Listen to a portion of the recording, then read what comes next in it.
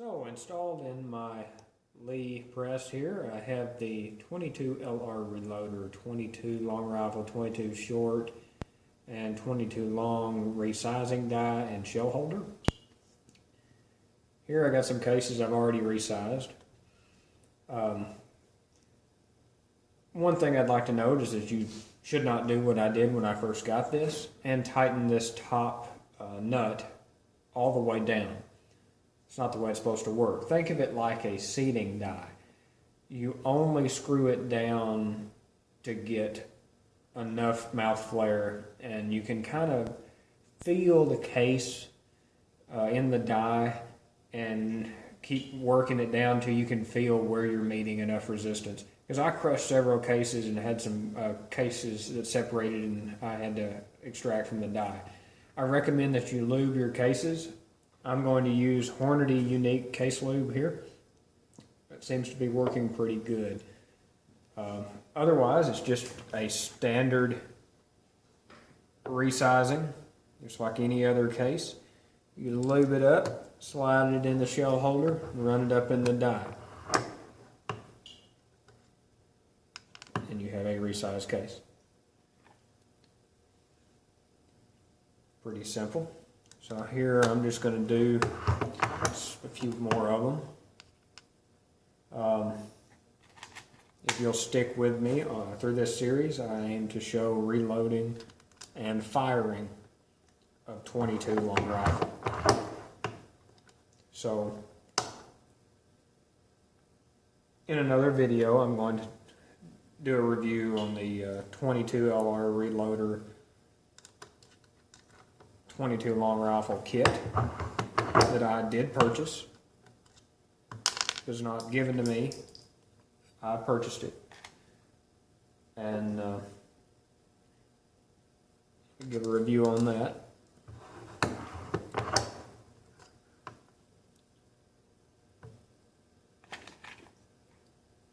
And I'm going to share some tips, suggestions that I learned along the way.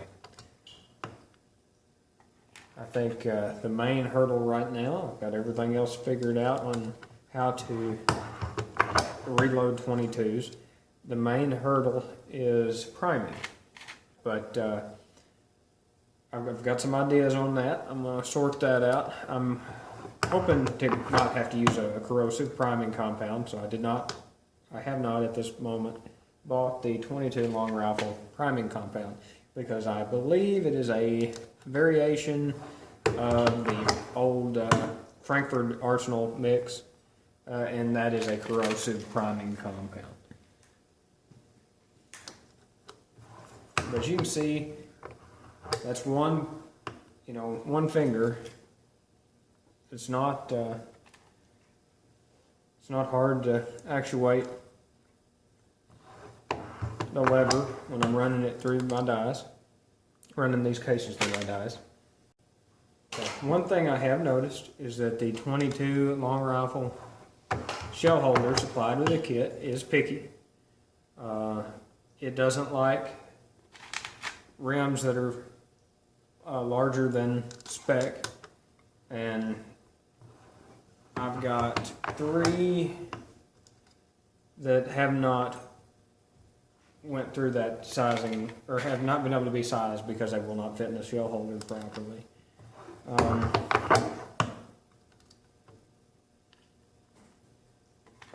All of these were wet tumbled before loading. It seems to have removed the primer compound pretty well from the rim of the case.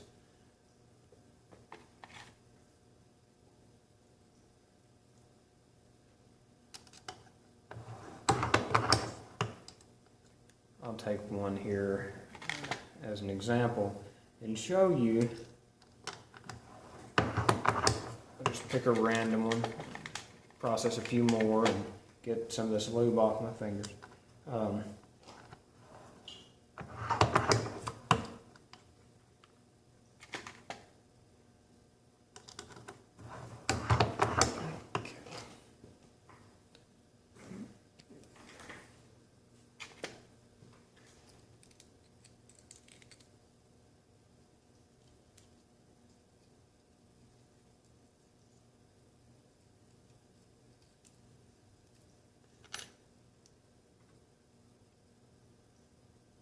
Yeah, I don't see any residue coming out of that case. So that tells me that the wet tumbling to remove the primer media, wet tumbling with pins, stainless steel pins, that is, it seems to me at least, a potentially viable method. I'm sure going to start off with that, try that, instead of scraping the priming compound out of the rim of each case.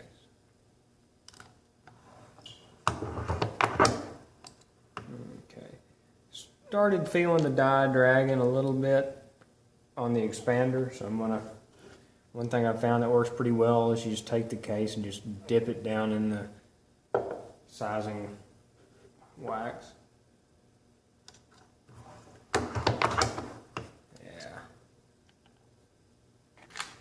I recommend that after this process is completed, you wet tumble the cases again. This allows any case lube that's made its way down in the case to be washed away. It removes the case lube that may exist on the cases, that would make them slick and hard to operate. It'll remove all that for you. Okay, so here's another one it's just not wanting to go in that shell holder, but a little bit of work, get it in there, resize it, and then come out a little easier than it would.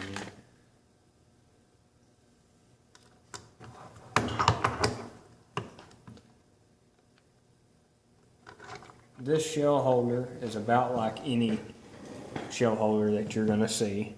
It's a standard looking shell holder. Let me pull out lay one here. Okay, the only difference is that obviously there's going to be no hole for a primer to drop through,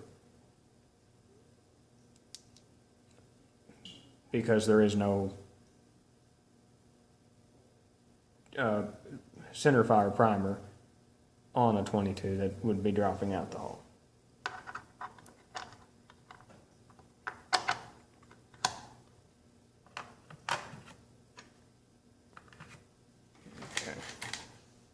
So I'm going to run a few more through this die.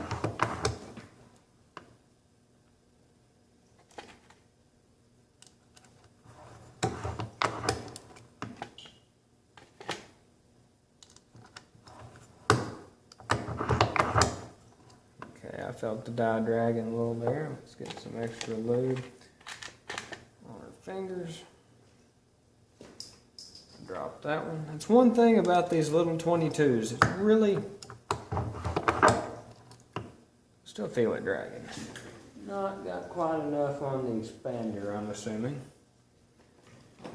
Dip that case in some lube. It's one thing about these little 22s. The components are small. It's especially when they get covered in lube. It's hard to work with these pieces. See, here's another case that just too big to fit in the shell holder. A 25 ACP shell holder might work in holding these. I'm going to try that to resize the ones that don't fit. I can't guarantee that it will work, but I have my thoughts that it may. I'm nearly through all of them in this bucket. Got probably another 10 or so to go.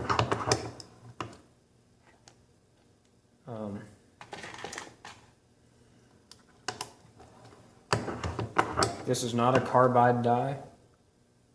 It is a steel die. But I haven't had issues with cases sticking. I haven't tried them without lube.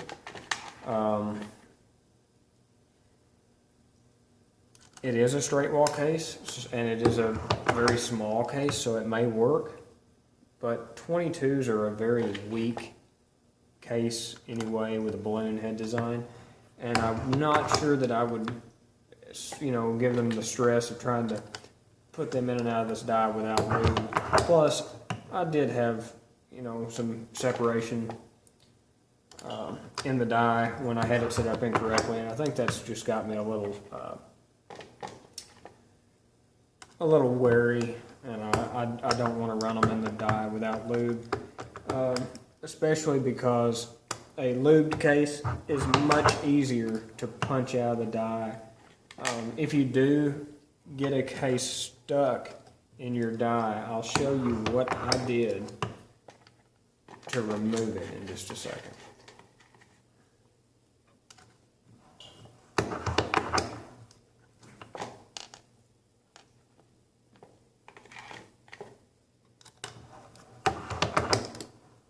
Okay, this is the last case. Okay, so if you have a case tear off in your die, obviously when you pull down, you're going to rip the rim off and you're going to have a piece. Let me see if I have one here.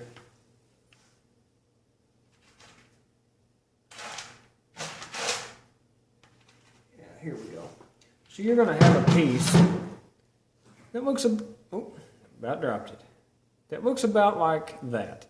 It's just, you're not going to have much of it left. It, you know, instead of having your full length 22, you're going to have this little squash thing. All right. So you pull it out and you realize what's happened. What you'll do is you'll take your die out of the press and you will turn it upside down and screw it in upside down. That kind of gives you a vise. It gives you something to act on. And then what you need to do is take a pair of like side cutters and in this opening here, get a hold of if hopefully there's a little bit of case that's exposed where it's tore off, and it doesn't have to be much, just a fraction of an inch. Millimeter is plenty. Get that with the side cutters and just kind of squeeze it. Squeeze the case in, and then you will unscrew this piece from the top, turn it upside down, set it on the shell holder, and it acts as a punch to punch that case out through the top. So if I do have another case separate on me now that I've found that out, I will make a video to show that process. I'm not going to intentionally wedge a piece of case in my die just for illustration purposes. But if I do have it happen, I will make a video on how I solve that problem.